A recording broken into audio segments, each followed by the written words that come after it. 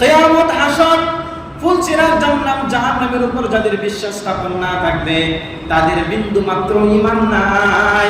ওরা কেবলমাত্র 3.5 হাত রক্ত মাংস দ্বারাই মানুষ, প্রকৃতপক্ষে ওরা আসলেও কোনো মানুষ হতে পারে নাই। দুনিয়ার মধ্যে কেবলমাত্র ওরা নামদারি মুসলমান, কিন্তু প্রকৃতপক্ষে ওরা সত্যিকারী মুসলমান হতে পারে নাই।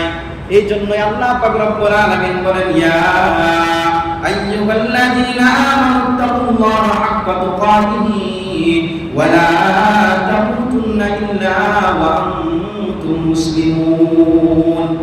মুসলমান না হইয়া কিন্তু কবরে আইসো না।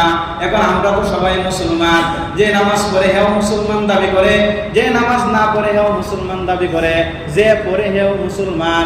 কিন্তু আল্লাহ পাক রব্বুল আলামিন এরপরেও মানুষদেরকে বলতেছেন, ও দুনিয়ার মানুষ, মুসলমান না হইয়া কিন্তু তোমরা কবরে আইসো না। কবরটা আমি এমন একটা জিনিস দ্বারা তৈরি করেছি যেখানে সাপ বিচ্ছু থাকবে। কালকে আসারের সময় কিতাবে তালিম পড়তেছিলাম কবরের বিষয়ে। কবর মানুষদেরকে ডাক দেয়া বলতে থাকবে, ও দুনিয়ার মানুষ, নেক আমল করে যদি তোমরা কবরে পারে জমাইতে পারো, তাহলে আমি তোমার জন্য জান্নাতের সুবাতাস কবরের মধ্যে চালু করে দেব। মানুষকে যখন নামাজি ব্যক্তিকে যখন কবরের মধ্যে রাখা হয়, কবরে রাখতে দেরি হয়, কবরটা জান্নাত পর্যন্ত প্রশস্ত হইতে দেরি করে না। জান্নাতের একটা দরওয়াজা খোলা হয়ে যায়, একটা জানালা যখন খোলা হয়, জান্নাত থেকে ওই মুমিন বান্দার কবরের পর্যন্ত দূরত্ব হয়ে যায়।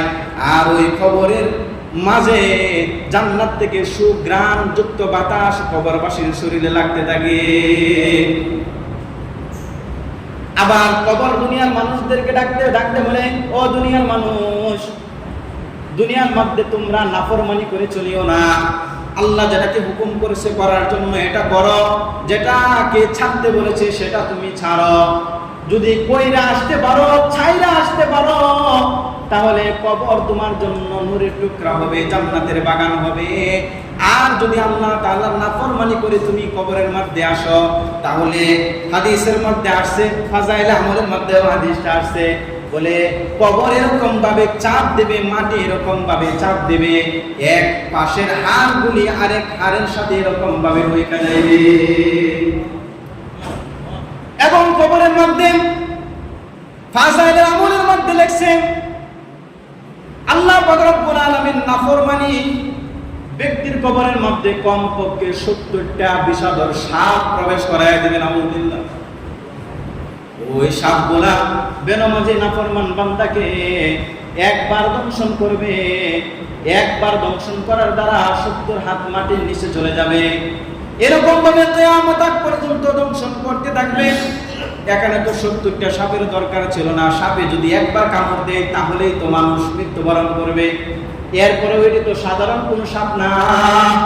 আর এই দুনিয়ার সাপে যদি কামড় দেয়, 3 ঘন্টা অথবা 7 ঘন্টার ভিতরে ভ্যাকসিন দিতে পারলে, তার হায়াত থাকলে সে বাঁচে।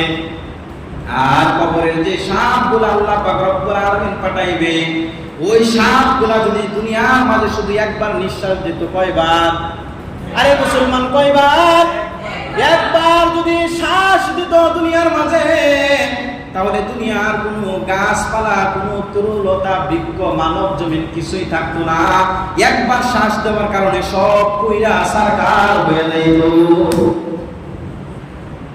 এরকম বিষাদর সাপ আল্লাহ পাক রব্বুল আলামিন কোরআনের মধ্যে বলেন,